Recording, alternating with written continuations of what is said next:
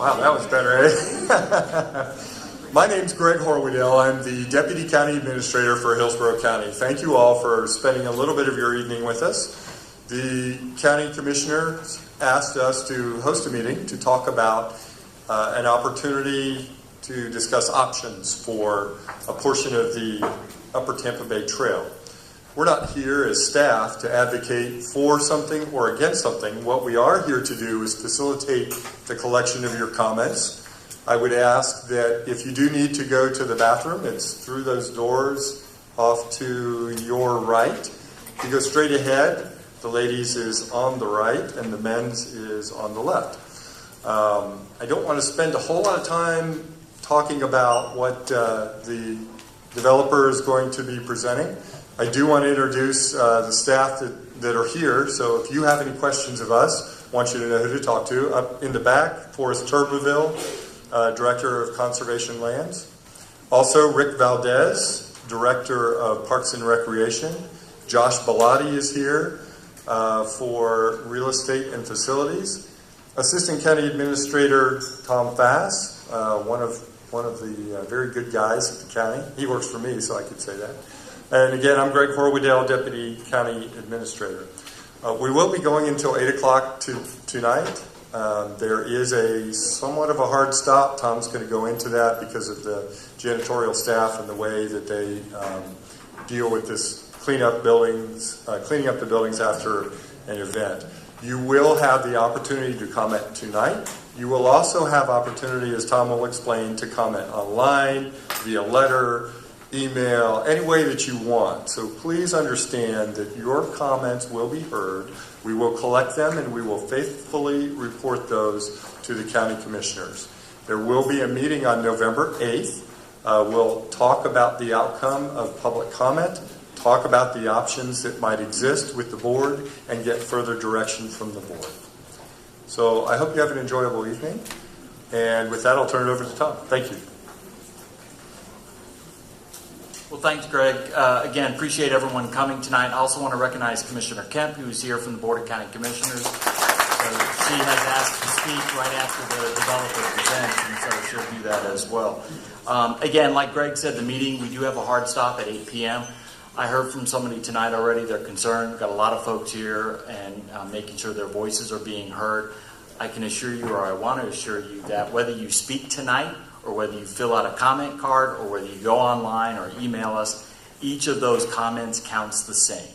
So you're not at a disadvantage if you don't speak tonight. And I would really encourage any of you who have questions to go ahead and be one of the first ones so that while we have time, the developer can address those questions. So one other thing we want to talk about, just a couple things in terms of background. Just so you know, the county did acquire the property back in 1984, where we established the Upper Tampa Bay Trail. In this area that we're talking about, the actual right-of-way or the property that's owned by the county is approximately 80 feet. And if you've been on the trail, like I'm sure most of you had, you know the trail is about 15 feet wide, the actual asphalt trail. In 2004, those parcels in the area that we're talking about were rezoned to commercial use along Gun Highway, that small strip adjacent to Gun Highway, between the trail and Gun Highway. And the parcels behind it were rezoned for multifamily 12 units per acre. So that took place back in 2004.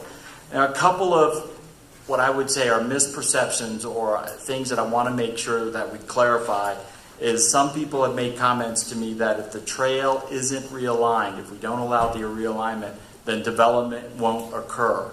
That's not necessarily true, because like I just said, the portion along Gun Highway is already zoned commercial, and the properties behind it, which you see now as looks like a single-family residential, have already been rezoned back in 2004 to multifamily 12 units per acre.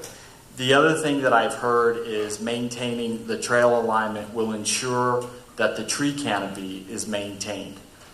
Please keep in mind that the county controls that right-of-way, that 80-foot strip, so we control the trees that are in that right-of-way. We don't control the private property trees, which the current owners control. And so we can only guarantee that the trees within the right-of-way will be maintained. And also just to clarify, I know you all have seen a lot of the orange and pink stripes around the trees. That was done to do a survey of the trees. Okay, it's not to indicate which trees are going to remain or which trees are going to be removed. They just have to do that to measure the trees. So any trees that are removed that are significant would have to be replaced. And then the last thing that I wanted to do is introduce to you all the developers with Alliance Residential. They're going to talk to you here for a few minutes. And so to do that, we have Sean Flanagan, and we also have Bobby Anderson. So I'll allow them to go on that.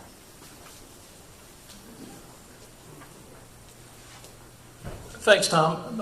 Again, my name is Sean Flanagan, and I'm here with my colleague, Bobby Anderson.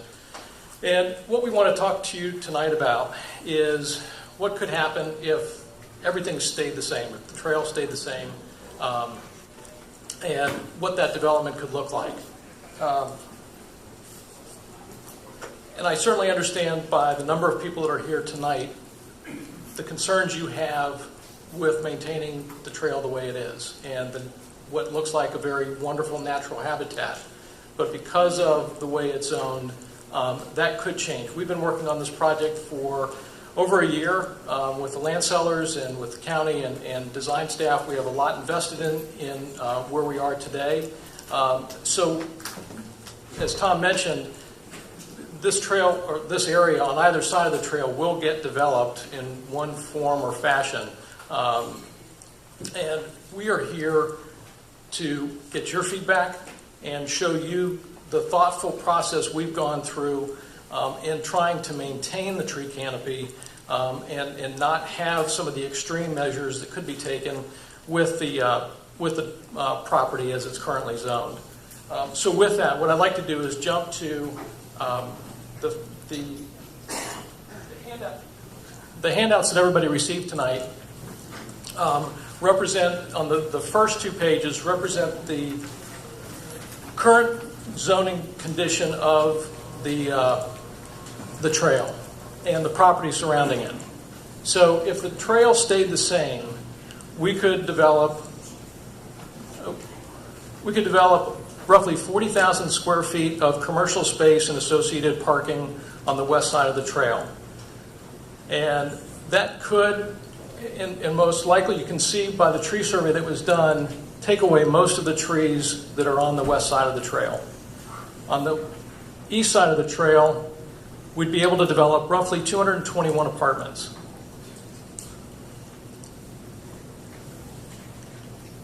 And this is a rendering of kind of what that commercial space would look like. This is looking south, southeast, kind of across where the commercial space is. You can see the trail in the background. And then kind of the massing, we're not that far along with the design of the actual product, but it kind of shows the massing of the apartment buildings on the east side of the trail. So that's what could happen if the trail stays where it's currently at. We're here for your feedback, your input. Commissioner Kemp asked last Thursday to come up with a plan to show what would be done if we built the project with the current zoning in place. And this is pretty close to what something like that would look like. That wasn't a question. So we came up with some other options. One of those options is to have the trail stay in its same location, but to take the west side of the trail and put the parking for additional apartment units. We would like to develop roughly 260 apartments. It's about 39 more apartments than are currently approved. So the parking would go to the west side of the trail, again, eliminating a number of the trees and the canopy. So that's one option. Another option would be to take, and I should step back for a second. Under the current zoning, there would be a number of trail crossings, which would mean for cyclists, a lot of stop and starts. And as a cyclist, riding trails here in the Tampa Bay area and in Central Florida, it's not a lot of fun to stop and start. With option one, you'd still have roughly 3 to 4 trail crossings with the trail staying in the same place. Option two would be to push the trail closer to Gun Highway, have one entry so there's one trail crossing, and then dedicate the 3 acres that exist west of the trail to the county with deed restrictions so that no further development could occur. So there would be some tree canopy loss, especially on the north side of the entry where there's a few more specimen trees. And then there would be a northbound right turn lane into the property to help slow traffic. The problem with this one is that there's not enough space between the trail and Gun Highway for cars stacking as they go into the project. The third option is that the trail would be realigned in such a way as to try to minimize the number of specimen trees that would be affected. We would dedicate the 3 acres to the county with deed restrictions to prevent any future development. We would put in a northbound turn lane, a southbound right turn lane into the park, and a northbound left turn lane into the park. We'd also realign the park entry so that instead of, there's currently 2, if you remember that there's a bus stop, which is where the entry aligns now. That bus stop would be relocated. There'd be 1 entry into the park, and then the 2 entries that currently exist would be closed off and used for additional parking for the ballpark. And this gives kind of an idea of what that tree canopy would look like. We would add a respite station. I know there's one just to the north, but we'd add a gazebo area with a bike fix-it station, an air pump, a bench, just some place to get out of the sun. And those are the different things that we've kind of thought through, and we like this option best because it takes into consideration more of the tree canopy, allows for the stacking for vehicles to come in, minimizes the number of cars that can cross the trail at one location. And when you look at kind of a list of the items, the trail realignment, option 2 and 3, maximum commercial space would be 40,000 square feet under the current approved plan, 221 apartments, and there would be 3 to 4 trail crossings. With option 1, there would be 0 commercial, 260 apartments, 3 trail crossings max, and a maximum of 260 apartments. Option 2, the trail would be realigned. There'd be no commercial space on Gun Highway. Maximum apartments 260, number of trail crossings 1, preservation of trees, there'd be more of that. 3-acre dedication to the county northbound right turn lane. And then the final option adds to that a northbound left turn lane, park entry improvements, a relocated bus stop, and a trail rest area. So with that, we turn it back over to the county and to the community for your comments, but wanted to lay out some of the different options that currently exist based on realigning the trail versus what it would be like if we went forward with a development under the current zoning.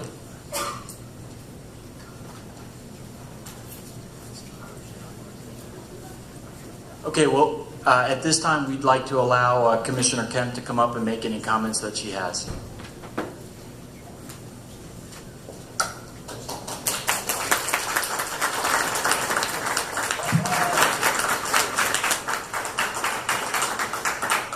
I'm actually not going to speak very long right now because I want you all to be able to speak. But I will tell you that I will oppose this to the nth degree.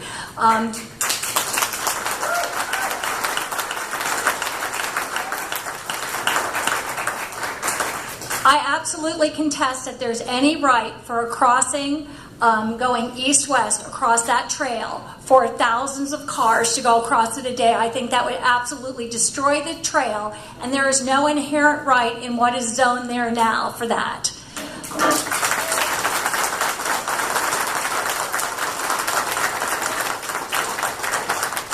And while there might be bad zoning that was approved years ago by the commission, that was there at the time, that doesn't mean that they can develop to the greatest extent of that zoning if the property does not hold it. So there still is going to be a question out there. So I'm opposed. You all have this. This is our comp plan that talks about why we don't touch trails. Trails are precious. 300,000 people a year use this trail.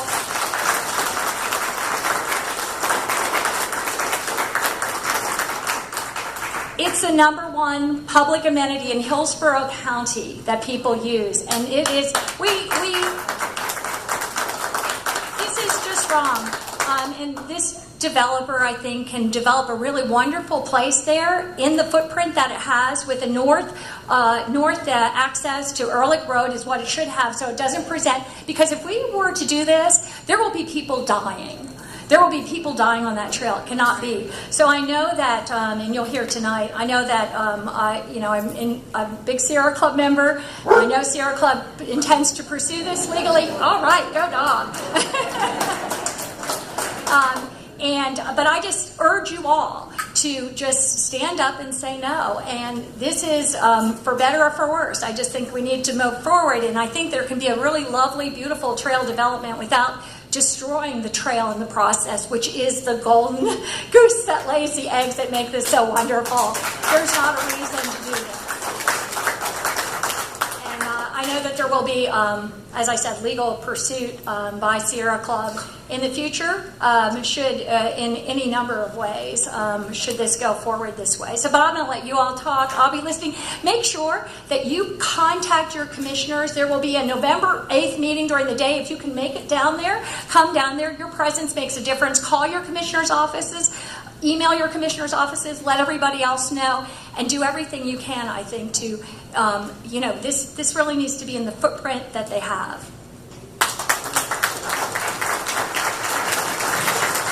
Thank you, Commissioner.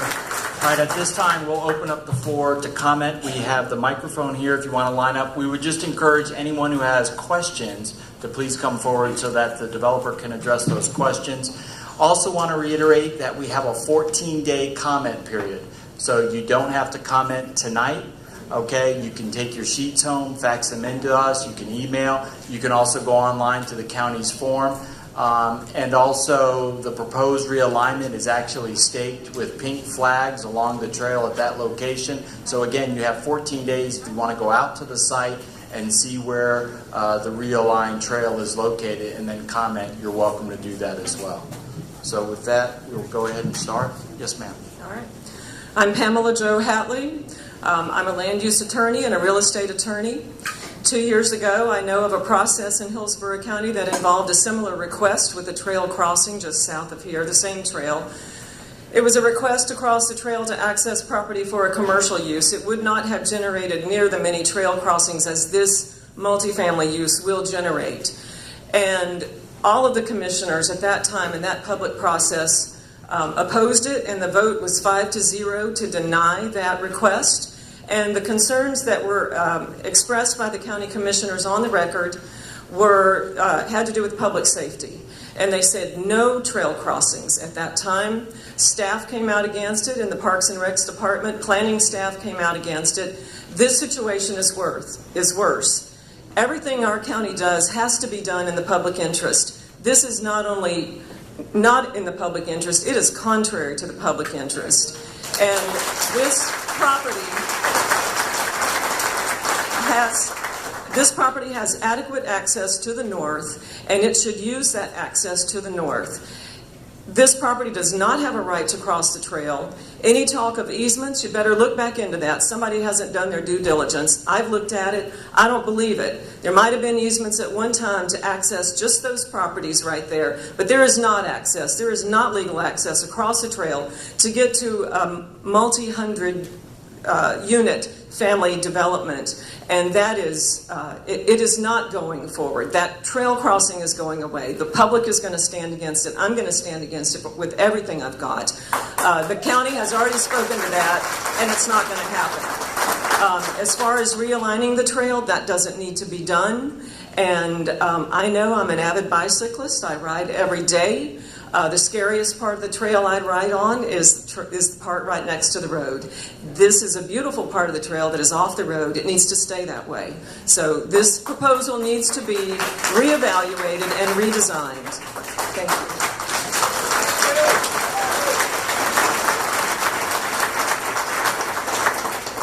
My name is Steele Olmstead. I'm a lawyer, but I'm not the kind of lawyer she is. I represent injured cyclists. I've been a personal injury lawyer for 31 years. And I can tell you right now, allowing the number of crossings, just let me run down the statistics that I would if I was representing an injured cyclist killed by one of the residents of this apartment complex. I would sue the county. I would sue the apartment complex owners because this makes no sense. You're going to have 300 apartments there, assuming 2 residents of each apartment. You've got 600 homes, 600 cars, making 2 visits a day, one in from work and one out to work. Then you've got trips to the sports complex. Then you've got trips to Publix or the doctor or whatever. So you're talking about thousands, potentially thousands of visits going across even one of these crossings. There is an access, and this is best use of property, and this is what my experts do when I go to trial. I have them say, could this have been designed differently and in a better way? And the experts will say, yes, it could have. The exit could go out north onto Ehrlich, and you wouldn't have this issue. But right now, you're going to cause dead cyclists. This should be denied.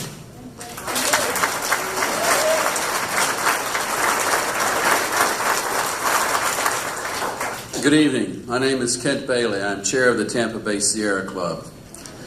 John Muir founded the Sierra Club based on the belief that it is necessary for people's humanity that they have time outdoors, that they get to experience firsthand the wonder of nature, that it is not simply that it's beyond recreational, it's actually healing to people. It is part of who we are as creatures of the earth. This trail is therefore very important to the Sierra Club, and this section of the trail is one of the most wonderful sections of a trail that is a terrific amenity in our community. And I do have a question, and it has to do with these previous comments. I can see that you've invested considerable time and energy and money producing these options, these beautiful pictures that would have us believe that we have to choose between the lesser of 3 evils, essentially. Why is there no proposal here illustrating as beautifully as these pictures do and using the north access?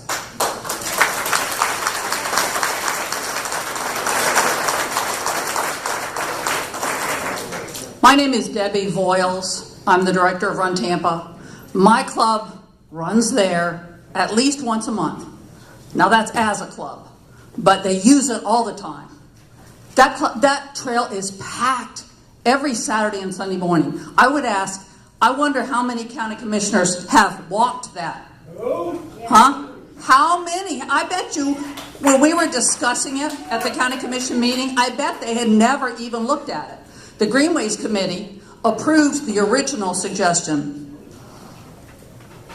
It boggles the mind. Why did that happen?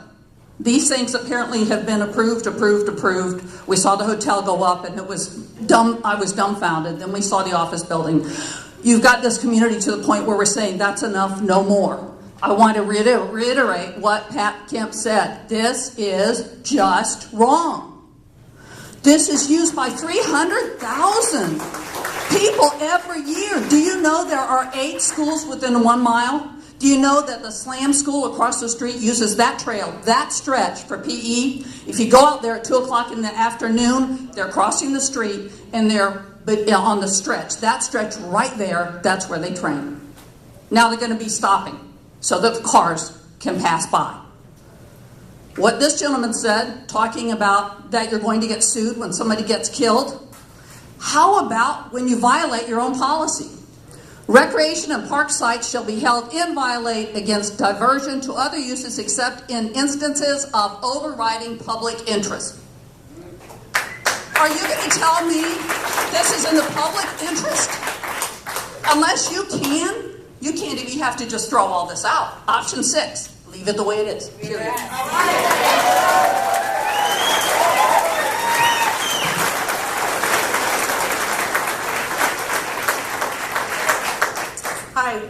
Paulson.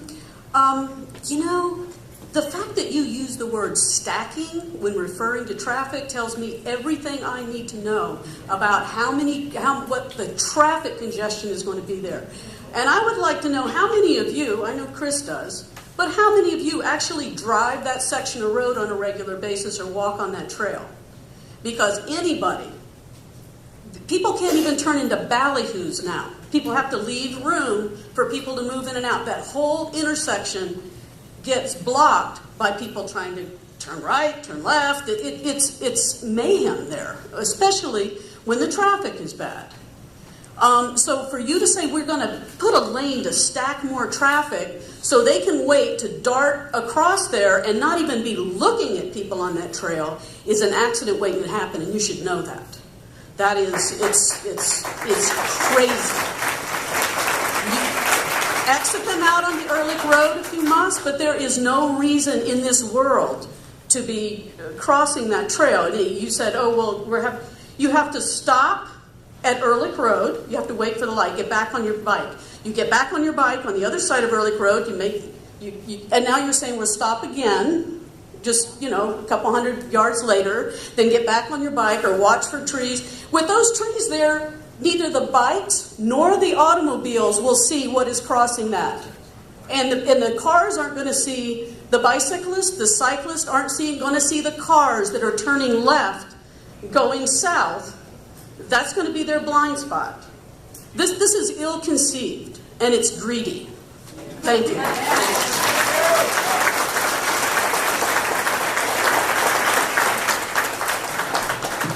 Hello everyone, my name is Marissa Jones. I'm no one special, I'm just your regular biker chick.